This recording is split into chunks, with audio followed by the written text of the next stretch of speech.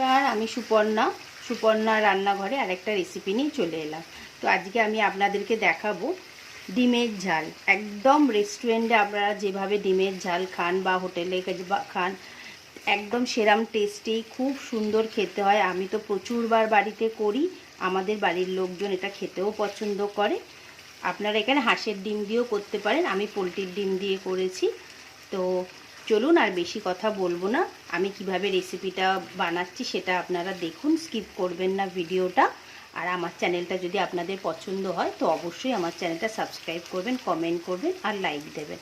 তো চলুন এখন ভিডিওটা আপনাদেরকে রেসিপিটা পুরো ডিমের ঝালের করে দেখাচ্ছি।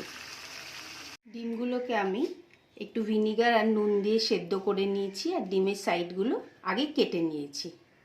এবার তেলটা হালকা গরম হয়ে গেছে, এখন আমি এর মধ্যে অল্প একটুখানি নুন দিয়ে দেবো। নুন দিলে কি হবে, আমাদের ডিমগুলো কখনো ওই কড়ার মধ্যে লেগে যাবে না। আর একটু সামান্য হলুদ দিয়ে দিলাম, দিয়ে এবার ডিমগুলোকে আগে ভালো করে একটু লাল করে ভেজে নেব। আপনাদের যদি মনে হয় যে না ডিমটা ভাজবেন না, তাহলে সেটা না ভাজতে পারেন। ডিমগুলোকে কিছুক্ষণ আমি ভালো করে একটু ভেজে নেব। ভালো করে ভাজা হয়ে গেছে, এবার আমি ডিমগুলোকে এখন উঠিয়ে নেব। একদম ঘরোয়া জিনিস দিয়ে আমি ডিমের ঝালটা বানাবো, আপনারা পুরো ভিডিওটা দেখবেন, তাহলে এর আমি সুন্দর ডিমের ঝাল বাড়িতে বানাতে পারবেন। ডিমগুলোকে ভেজে নিয়েছি।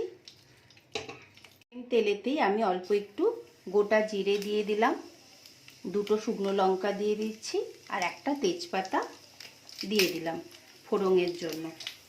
দিয়ে এগুলোকে একটু ভালোভাবে নাড়াচাড়া করে নিচ্ছি। নিয়ে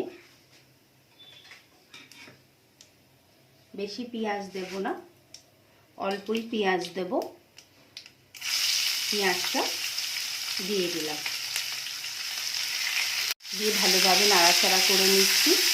সামান্য একটুখানি নুন দিয়ে দেবো পেঁয়াজে, যাতে পেঁয়াজটা একটু তাড়াতাড়ি আমাদের গলে যায়। পেঁয়াজটা একদম ভাজা ভাজা হয়ে গেছে, এখন আমি একটা সাইডে টমেটোটা দিয়ে দিলাম। আমি একটা গোটা টমেটো নিয়েছি, টমেটোটা নিয়ে নিলাম। একটুখানি টমেটোটা নরম করে নেবো। আগে আমি 1 চামচ আদা রসুন বাটা দিয়ে দিলাম। দেওয়ার পরে একটু মিশিয়ে নিলাম। এবার প্রত্যেকটা মশলা এখন আমি আগে দিয়ে দেবো। এরপরে 1/2 চামচ হলুদ দিলাম, 2 চামচ আমি গুঁড়ো লঙ্কা দিচ্ছি, একটু ঝাল হবে বলে। ঝালটা আপনারা আপনাদের টেস্ট অনুযায়ী দেবেন।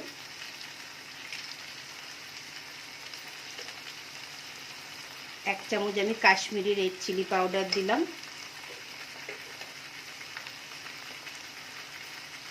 আর 1 চামচ ধনে গুঁড়ো দিলাম, আর 1/2 চামচেরও একটু কম জিরে গুঁড়ো দিলাম। দিয়ে এবার প্রত্যেকটা জিনিসকে একসাথে মিক্স করে নেব। গ্যাসের ফ্লেমটা মিডিয়াম করে রেখেছি। এটাকে এখন ভালো করে একটু কষে নেব যতক্ষণ না আমাদের টমেটোটা গলছে। প্রত্যেকটা মশলা ভালোভাবে কষে নেব কিছুক্ষণ। টমেটোটা দেখুন অনেকটাই গলে গেছে।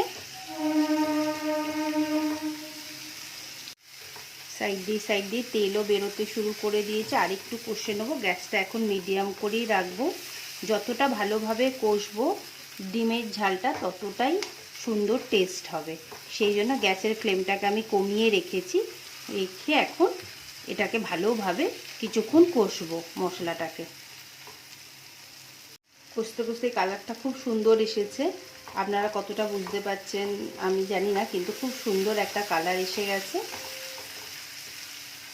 আর একটু কষে নেব নিয়ে, আর গ্যাসের ফ্লেমটা আমি কিন্তু স্লো করেই রেখেছি।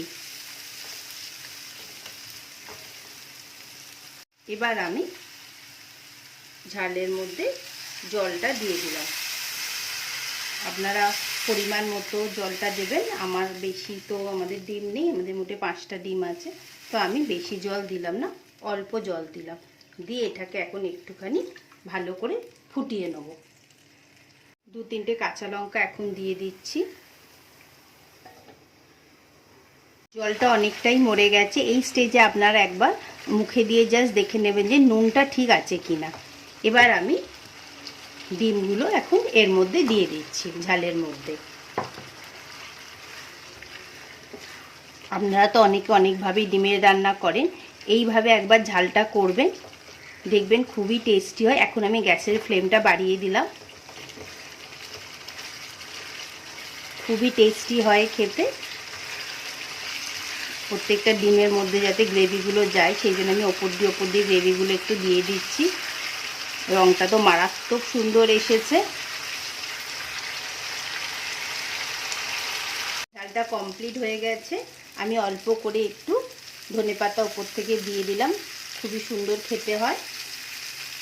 আপনারা অবশ্যই এটা একবার ট্রাই করবেন আর আমাকে কমেন্ট করে জানাবেন যে এইভাবে ডিমের ঝালটা খেতে কেমন লাগলো। যতটা পারবেন গ্রেভিটা একটু কমিয়ে দেবেন, তাহলে আরও ভালো লাগবে। একটু শুকনো শুকনো হয়ে গেলে আরও ভালো লাগে ডিমের ঝালটা খেতে।